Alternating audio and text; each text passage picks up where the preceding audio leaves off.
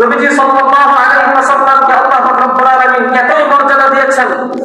এতই ওনাকে সম্মানিত করেছেন, পৃথিবীর কোন কবি যদি তার কবিতার মধ্যে নবীজি সাল্লাল্লাহু